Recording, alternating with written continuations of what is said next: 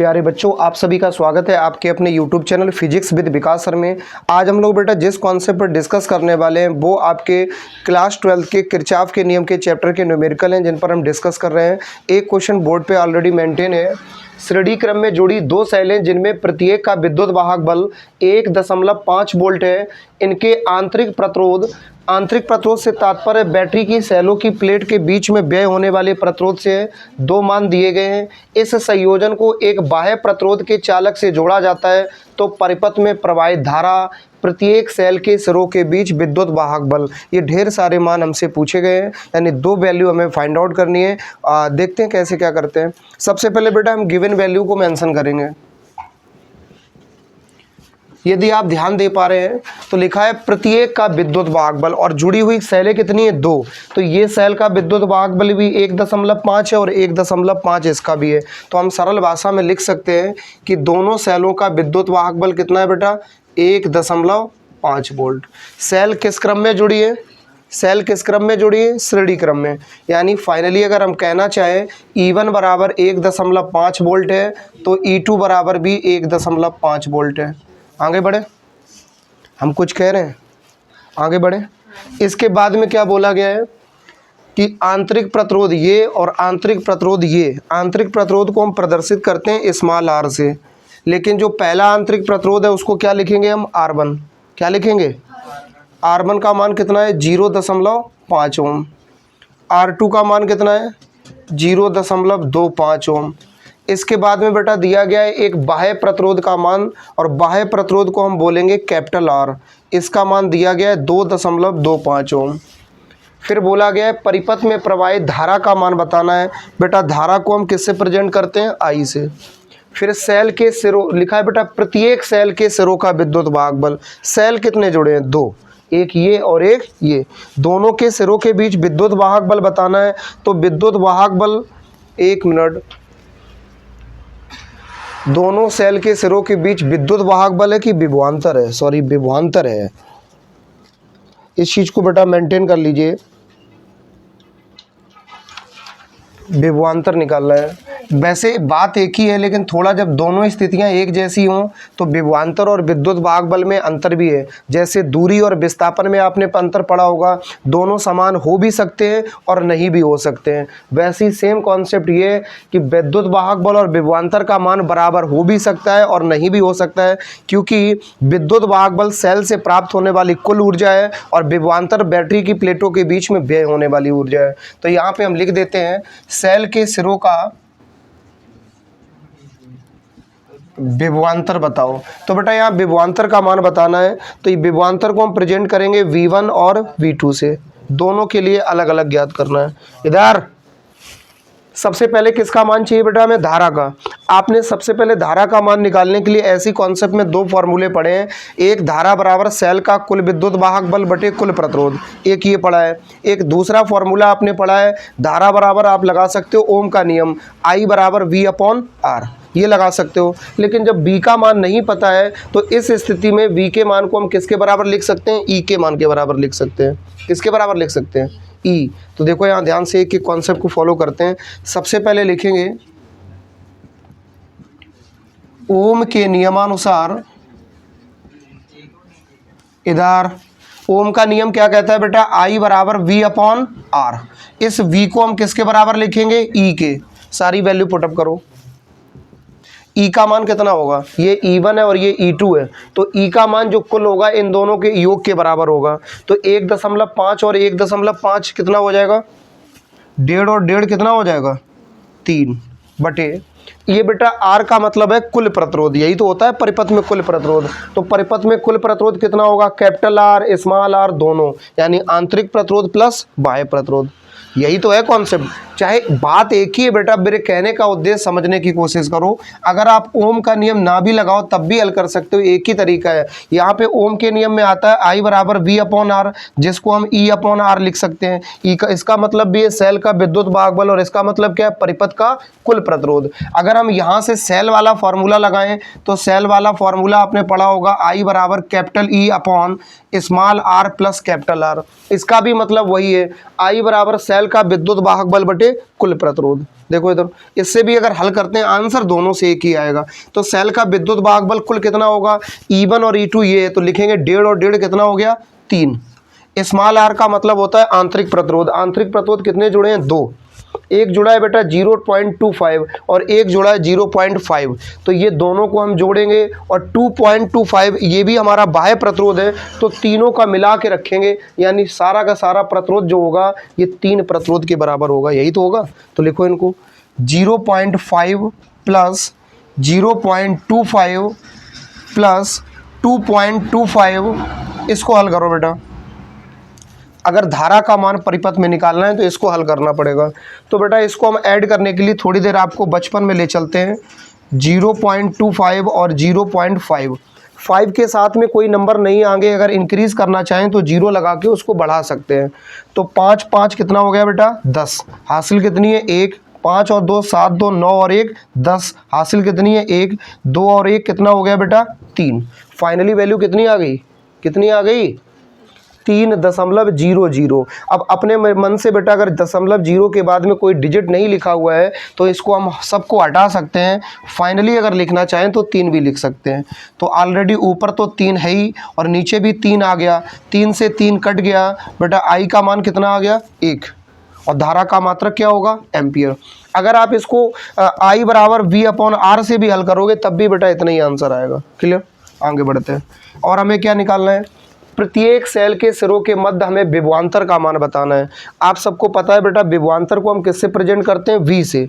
प्रत्येक के मध्य तो V का मतलब V1, दूसरे के लिए V क्या हो जाएगा V2। तो लिखेंगे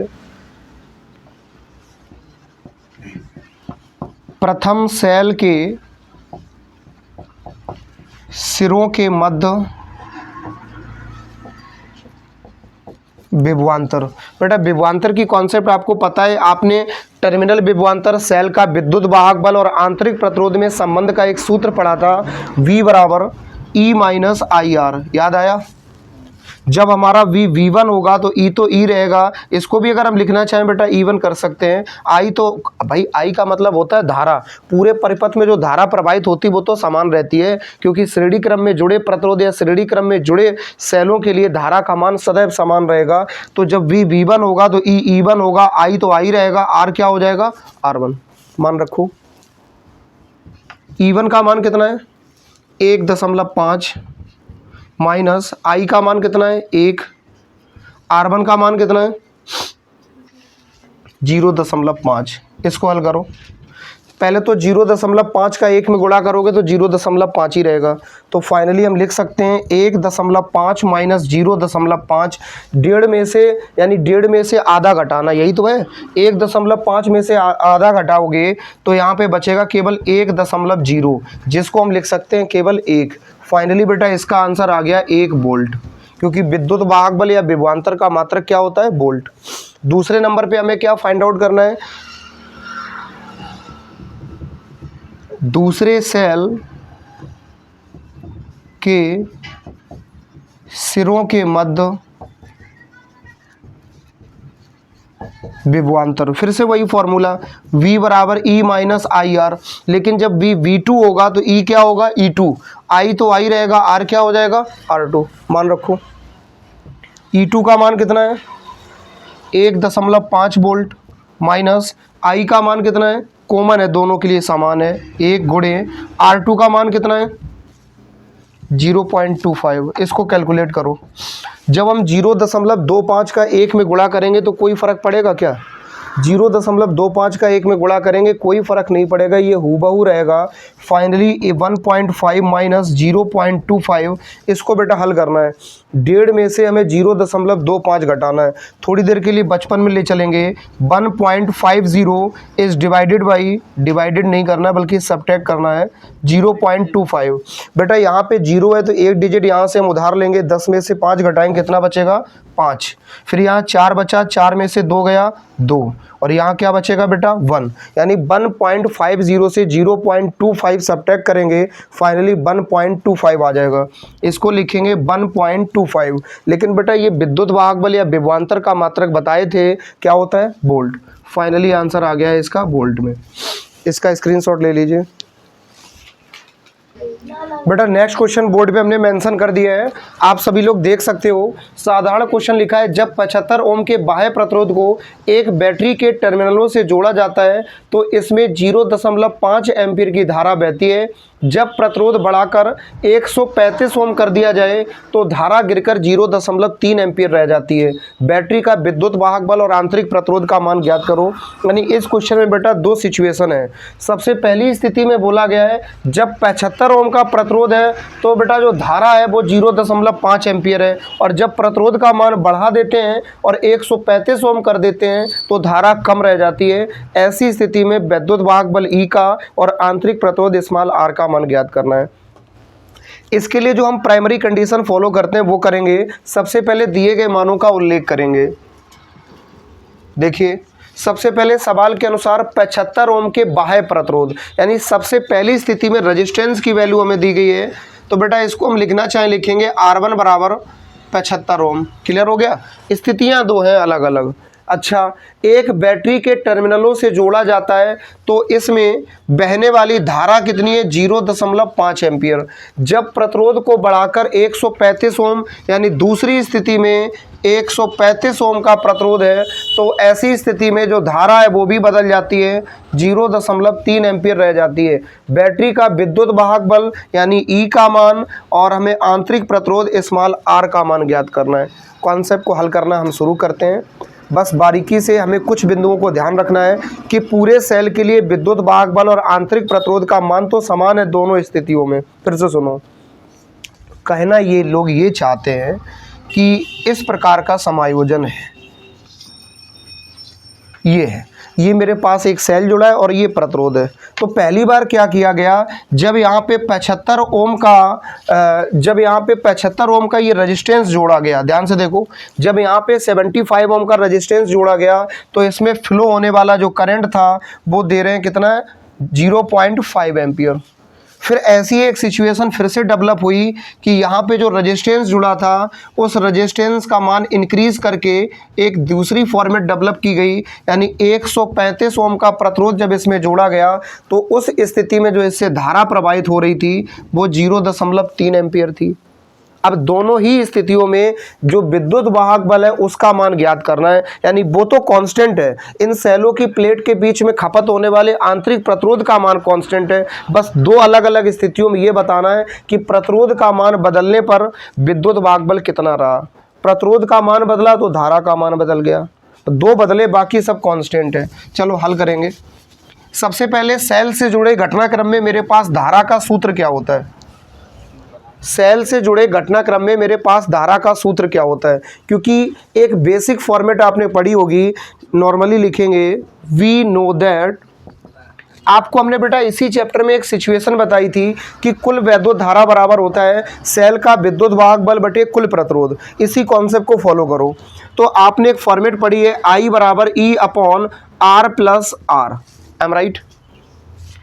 इसका सीधा मतलब है कि I का मान सेल के विद्युत वाहक बल और कुल प्रतिरोध के बराबर होता है। जबकि इसी से जुड़ी हुई एक कॉन्सेप्ट आपने इसी चैप्टर में पढ़ी है जिसमें आपने पढ़ा था कि सेल के विद्युत वाहक बल का मान टर्मिनल विभवांतर के लगभग बराबर होता है, बशर्ते अगर उसमें आंतरिक प्रतिरोध ना के बराबर हो। यानी हम कहना चाहते हैं कि आपने एक फॉर्मूला पढ़ा था V बराबर E माइनस IR।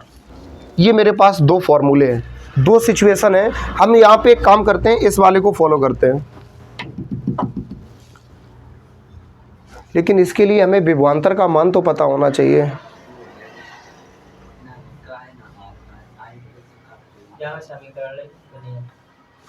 रुको, बनेगा।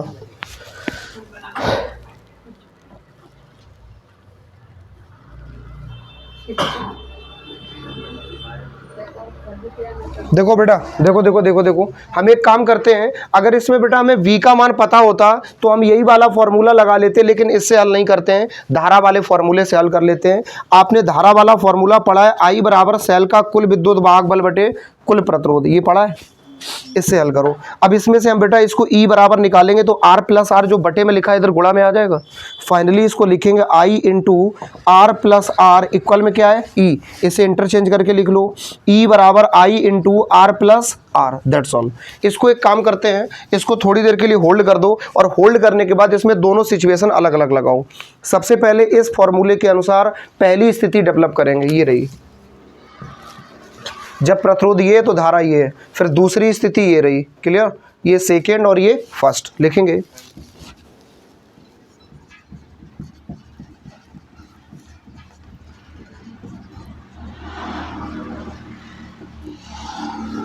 इधर देखो बेटा, प्रथम स्थिति हम लगाएंगे, इसी फॉर्मूले को लगाओ, तो ई बराबर लिखेंगे I into R plus are, मान रखो बेटा।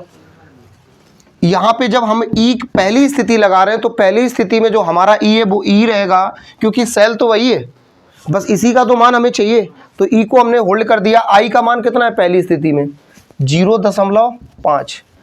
स्मॉल आर का मान मालूम है क्या, नहीं मालूम है, स्मॉल आर को होल्ड कर दो, प्लस कैपिटल आर का मान मालूम है, जो बाह्य प्रतिरोध है वो कितना है 75 ओम। क्योंकि अब कहोगे सर स्मॉल आर का मान क्यों नहीं पता है, क्योंकि आपसे आंतरिक प्रतिरोध का मान खुद पूछा गया है। तो फाइनली हम इसको यहाँ पे होल्ड करके लिख सकते हैं, इस कैपिटल आर की जगह हम क्या लिखेंगे, देखो बोर्ड पे ध्यान से, 75।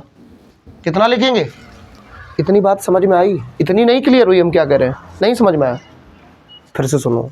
जो हमें मान दिए गए थे हमने यहाँ बारीकी से लिख लिए। अब हमें निकालना था धारा का, हमें निकालना था स्मॉल आर और सेल के विद्युत वाहक बल का मान। इसके लिए हम एक पर्याप्त समीकरण की व्याख्या करना चाहते हैं। मेरे पास दो उपयुक्त फॉर्मूले हैं, एक है V बराबर E माइनस आई आर, एक फॉर्मूला ये है। तो इन दोनों में से कौन सा लगा सकते हैं, यहाँ पे स्थिति के अनुसार हमें V का मान दिया नहीं गया तो इस फॉर्मूले से हल नहीं करेंगे। तो I बराबर लगाया सेल का विद्युत वाहक बल बटे कुल प्रतिरोध, इसमें ये आंतरिक प्रतिरोध है और ये बाह्य प्रतिरोध है। Finally I into small R plus capital R, ये यहाँ डिवाइड में था इधर मल्टीप्लाई में आ गया, और E बराबर हमने इंटरचेंज करके लिखेंगे तो ये बन गया। हम दो अलग अलग स्थितियों में इस सूत्र से आगे की व्याख्या कर रहे हैं। अलग अलग स्थितियों से तात्पर्य है, पहली स्थिति में जब प्रतिरोध इतना है तो धारा इतनी है, तो दो मान रखेंगे, बाकी सारे मान गायब रहेंगे। तो इसमें है ही कितने मान, E बराबर आई आर प्लस आर, 4 मान है, दो मान रखने थे, कौन से, जब 75 ओम प्रतिरोध है तो धारा कितनी है 0.5। इसको मान लो समीकरण नंबर 1।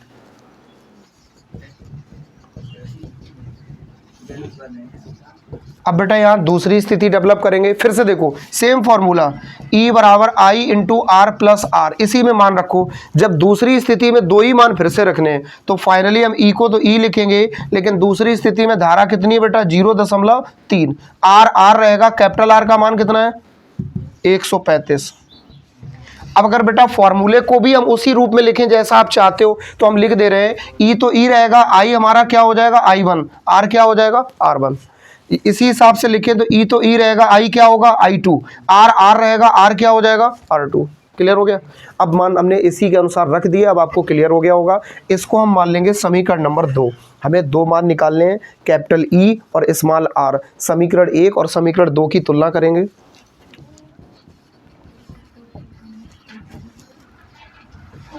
बेटा एक बात देखो, समीकरण 1 व 2 में अगर ध्यान दे पा रहे हो तो LHS के बराबर लिखा है, तो हम RHS को RHS के बराबर लिख सकते हैं। तो फाइनली हम लिखेंगे 0.5 into R plus 75 equal 0.3 into R plus 135। इतनी बात क्लियर हो गई। अब बेटा हमें बेसिक कैलकुलेशन करनी है, यानी कि जो मल्टीप्लाई में लिखे हैं उनका या तो मल्टीप्लाई कर लीजिए फिर इसके बाद हल कर लीजिए। चलो हम एक काम करते हैं, इसके भी कॉमन में जो है वो देखो, इसका एक अंक बाद दशमलव, इसका एक अंक बाद दशमलव से दशमलव कट जाएगा, बताओ फटाफट, दशमलव से दशमलव कट जाएगा तो बचा 5 इंटू आर प्लस 75 और 3 इंटू आर प्लस 135। इसको हल करो, 5 का अंदर गुणा करो, 5r प्लस 75 में 5 का गुणा करना है, 5 25 की 5 हासिल 2, 7 पना 35 और 2 37 बराबर 3 का r में करेंगे 3r और इसका 135 का 3 में करना है, 5 तिया 15 हासिल 1 और 3 तिरका 9 और 1 10 हासिल 1, 3 एकम 3 और 1 4। बेटा इतनी कॉन्सेप्ट क्लियर हुई। अब हमें क्या करना है, आर आर वाले एक साइड कर लो, यानी 5r माइनस 3r इक्वल 405, ये 375 उधर ले जाओ, 375, 5r में से 3r घटाओ बेटा 2r, 405 से 375 घटाओ, कितना बचेगा? देखो 375 में 25 को जोड़ोगे तो सीधा 400 और 5 ये रहा तो 30 आ गया, तो R बराबर बेटा 30/2। फाइनली बेटा लिख सकते हैं R बराबर 15 ओम, यानी इंटरनल रेजिस्टेंस की वैल्यू कितनी आई है? 15 ओम। इसके बाद बेटा ये R का मान उठा के चाहे समीकरण 1 में रख दो चाहे समीकरण 2 में रख दो, यही मैथ की खूबसूरती है। आप समीकरण 1 में रखोगे तब भी उतना ही आंसर आएगा और 2 में रखोगे तब भी उतना ही आएगा। लिखेंगे समीकरण 1 में आर का मान रखने पर, आप घर में स्वयं कैलकुलेशन करके देख सकते हो, आंसर एक ही आएगा। तो समीकरण 1 में हम किसका मान रखने चल रहे हैं? स्मॉल आर का। तो कैपिटल ई से बोलेंगे नहीं, 0.5 को ऐसे ही लिख लेंगे, स्मॉल आर को छोड़ेंगे नहीं, इसकी जगह लिखेंगे 15 प्लस 75, इधर 75 और 15 को पहले जोड़ लेते हैं फिर ब्रैकेट तोड़ेंगे। 75 में बेटा अगर 15 जोड़ोगे कितना आएगा? 90। तो बेटा फाइनली इसका दशमलव हटाएंगे तो 0.5/10 गुणे 90, इस जीरो को हटाया जा सकता है, 0 से 0 कट गई, 9 पन्ना कितना हो गया बेटा? 45। फाइनली उम्मीद करते हैं, और विद्युत वाहक बल का मात्रक होता है वोल्ट। आप अगर यही आर का मान समीकरण 2 में भी रखोगे तो इतना ही आंसर आएगा। इसको नोट कर लीजिए, स्क्रीनशॉट ले लीजिए, ध्यान से देखो बेटा। नेक्स्ट क्वेश्चन ऑलरेडी बोर्ड पे मेंशन है। क्वेश्चन दिया गया है, किसी कार की संचायक बैटरी का विद्युत वाहक बल 12 वोल्ट है, यदि बैटरी का आंतरिक प्रतिरोध फलाना ढिकाना है तो बैटरी से ली जाने वाली अधिकतम धारा का मान क्या होगा? तो सबसे पहले जो दिए गए मान है उनको हम लोग बेटा यहाँ मेंशन करते हैं। विद्युत वाहक बल यानी ई का मान दिया गया है 12 वोल्ट। आप एक नंबर के बदमाश हो, विद्युत सवाल देख रहे हो, विद्युत वाहक बल क्या होता है खुद नहीं पता है, जाके पहले प्लेलिस्ट से वीडियो देख के आओ। देखो तो, यदि बैटरी का आंतरिक प्रतिरोध, इसको हम बेटा बोलते हैं इंटरनल रेजिस्टेंस, ये भी प्लेलिस्ट में पढ़ा है, देख लो। आंतरिक प्रतिरोध क्या होते हैं वास्तव में, दोनों का अंतर क्या है? क्या बात करते हो?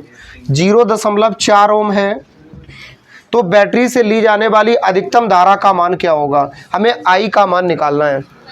आपको एक बात याद है, इस चैप्टर में हमने एक 2 नंबर की एक कॉन्सेप्ट पढ़ाई थी जिसमें हमने संबंध पढ़ाया था। वैसा रिश्तेदारी वाला संबंध नहीं पढ़ाया था। एक संबंध में हमने बताया था कि सेल का विद्युत वाहक बल, टर्मिनल विभवांतर और आंतरिक प्रतिरोध में संबंध का फॉर्मूला था कैपिटल V बराबर capital E minus I into small R. ये संबंध था। इसी के माध्यम से हल करके एक हमने धारा बराबर सूत्र निकाला था। धारा बराबर सूत्र आया था सेल का कुल विद्युत वाहक बल बटे कुल प्रतिरोध, और कुल प्रतिरोध में 2 प्रतिरोध आते हैं, एक तो आंतरिक प्रतिरोध और एक बाह्य प्रतिरोध। तो फाइनली बेटा यहाँ पे हम सूत्र लगा सकते हैं, we know that I equal E upon R plus R। यही तो है फॉर्मूला, बताओ बेटा। यानी धारा बराबर सेल का विद्युत वाहक बल बटे कुल प्रतिरोध। अब एक बात का उत्तर दो, इन्होंने बोला है अधिकतम धारा का मान बताओ। आई का मान नहीं पूछा है, क्या पूछा है? I maximum. हम आपसे पूछना चाहते हैं, आपने मैथ में 2 सिचुएशन पढ़ी होंगी, एक प्रोपोर्शनल और एक इनवर्सली प्रोपोर्शनल। इनवर्सली प्रोपोर्शनल की फॉर्मेट में अगर कोई डिवाइड वाली वैल्यू ज़्यादा है तो उसकी फाइनल वैल्यू जो होती है वो बहुत कम आती है। यदि डिवाइड वाली वैल्यू बहुत कम है तो फाइनल वाली वैल्यू बहुत ज़्यादा आती है। अभी कुछ समझ में नहीं आया होगा, जरा कंसंट्रेट करो। ये डिवाइड का मान जितना ज़्यादा कम होगा, इस आई का मान उतना ही ज़्यादा होगा। यानी आई का मान अगर ज़्यादा लाना है तो इसका मान कम होना चाहिए, और आई का मान कम लाना है तो इसका मान चाहे जितना ज़्यादा हो। जिसमें स्मॉल आर का मान तो सबको पता है हमेशा ना के बराबर होता है। तो हम कहना चाहते हैं बेटा कि यदि कैपिटल आर का मान 0 हो तो आई का मान कितना होगा बेटा? I maximum. कितना होगा? आई का मान क्या होगा? I maximum. तो अधिकतम धारा के लिए हम लिख सकते हैं आई मैक्सिमम बराबर capital E upon small R से मतलब नहीं, और कैपिटल आर को छोड़ेंगे नहीं। कैपिटल आर की जगह क्या लिख सकते हैं? 0 मान रखो। उषा नंदन पंत, ई का मान कितना हो गया? 12 है। आर का मान कितना हो गया? 0.4। यहां से बेटा दशमलव हटाएंगे, ऊपर 0 बढ़ जाएगी। आई मैक्सिमम बराबर 120/4। काटो 4 तिया 12, 0 का 0, यानी आई मैक्सिमम का मान आ गया 30 एम्पियर। करंट की यूनिट होती है बेटा एम्पियर। स्क्रीनशॉट ले लीजिए प्यारे बच्चों। नेक्स्ट क्वेश्चन ऑलरेडी स्क्रीन पे मेंशन है, बोर्ड पे दिख रहा होगा। 10 वोल्ट विद्युत वाहक बल वाली बैटरी जिसका आंतरिक प्रतिरोध 3 ओम है किसी प्रतिरोधक से संयोजित है। यदि परिपथ में धारा का मान 0.5 एम्पियर है तो प्रतिरोधक का मान प्रतिरोधक का प्रतिरोध क्या है। जब परिपथ बंद है तो सेल का टर्मिनल वोल्टता क्या होगी। टर्मिनल वोल्टता से सीधा तात्पर्य है इसके वोल्टेज यानी विभवांतर से। चलिए बेटा सबसे पहले दिए गए मान लिखते हैं। 10 वोल्ट विद्युत वाहक बल, तो ई का मान फाइनली हम लिखेंगे बेटा 10 वोल्ट, जिसका आंतरिक प्रतिरोध स्मॉल आर का मान कितना दिया गया है बेटा 3 ओम। इधर किसी प्रतिरोधक से संयोजित है। यदि परिपथ में धारा का मान, धारा मतलब आई, यदि आई का मान 0.5 एम्पियर है तो प्रतिरोधक का प्रतिरोध क्या होगा। सबसे पहले हम आपसे पूछना चाहते हैं किसी भी परिपथ में प्रतिरोधक होता क्या है। बिजली के मार्ग में बाधा उत्पन्न करने वाला, और इसको हम किस नाम से जानते हैं, प्रतिरोध के नाम से जानते हैं। यानी किसी परिपथ में जुड़ा कोई बाह्य प्रतिरोध अर्थात कोई बाह्य बिजली का उपकरण ही बाह्य प्रतिरोधक का कार्य करेगा। यानी हमें यहाँ कैपिटल आर का मान फाइंड आउट करना है। सेल की टर्मिनल वोल्टता से तात्पर्य कैपिटल वी के मान से है। शुरुआत करें, हल करना शुरू करते हैं। सबसे पहले में आर का मान निकालना है कब, जब कैपिटल ई, स्मॉल आई और स्मॉल आर का मान दिया गया हो। तो लिखेंगे हम वी नो दैट, एक बड़ी छोटी सी और बेसिक सी कॉन्सेप्ट ऑलरेडी आपने पढ़ के रखी है। धारा आई बराबर सेल का कुल विद्युत वाहक बल बटे कुल प्रतिरोध, यही तो पढ़ा है बेटा। और कुल प्रतिरोध किससे बना है, 2 चीजों से, एक तो आंतरिक प्रतिरोध और एक बाह्य प्रतिरोध। अब बेटा इसको हमें इस तरह हल करना है जिसमें कैपिटल आर का मान निकालना है। तो इस वाली वैल्यू को हम क्या करेंगे बेटा, पूरा एक साथ इधर लेके आएंगे। तो ये आई वाली वैल्यू पूरी कहाँ लेके आएंगे, नीचे। फाइनली करो, small R plus capital R बराबर capital E upon small I. I नीचे आ गया और ये इधर आ गया। इसमें मैं मान किसका निकालना है, कैपिटल आर का। तो आई कहाँ भेज देंगे, सॉरी स्मॉल आर कहाँ भेज देंगे, उधर। तो कैपिटल आर बराबर capital E upon small I minus small R. अब बेटा मान रख दो सारे। कैपिटल आर का मान कितना है पता नहीं, कैपिटल ई का मान कितना है 10, बटे में क्या लिखा है आई का मान कितना दिया गया है 0.5। इसके बाद माइनस में स्मॉल आर है और स्मॉल आर का मान कितना दिया गया है 3। पता बेटा इतने में कोई दिक्कत तो नहीं। यहाँ से दशमलव हटाओगे ऊपर एक 0 बढ़ेगी। तो फाइनली लिख सकते हैं कैपिटल आर बराबर 100/5 माइनस 3। आपको पढ़ा आता है, हमें आता है। 5 एकम 5 20 माइनस 3, कैपिटल आर बराबर आ गया 17। बेटा जो कुल बाह्य प्रतिरोधक का प्रतिरोध है वो है 17 ओम। इसके बाद हमें किसका मान निकालना है, विभवांतर का, यानी टर्मिनल वोल्टता या विभवांतर का। तो हम जानते हैं, लिखेंगे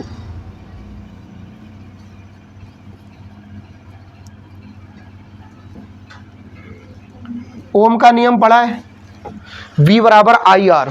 तो मान रख दो V बराबर I इंटू आर। मान कितना होगा, I का मान कितना है, I का मान कितना है 0.5, R का मान कितना है 17। हल करो, 17 और 5 का गुणा कर दो बेटा 85। कितना आएगा 85, और एक अंक बाद दशमलव लगा दो। फाइनली आ गया 8.5 वोल्ट। उम्मीद करते हैं बेटा कॉन्सेप्ट क्लियर हो गई होगी। बारी बारी से स्क्रीनशॉट लेते रहना। अभी इसका भी स्क्रीनशॉट लेने का मौका देंगे। वीडियो को लाइक करना और शेयर करना, साथ ही साथ चैनल को सब्सक्राइब करना ना भूलें।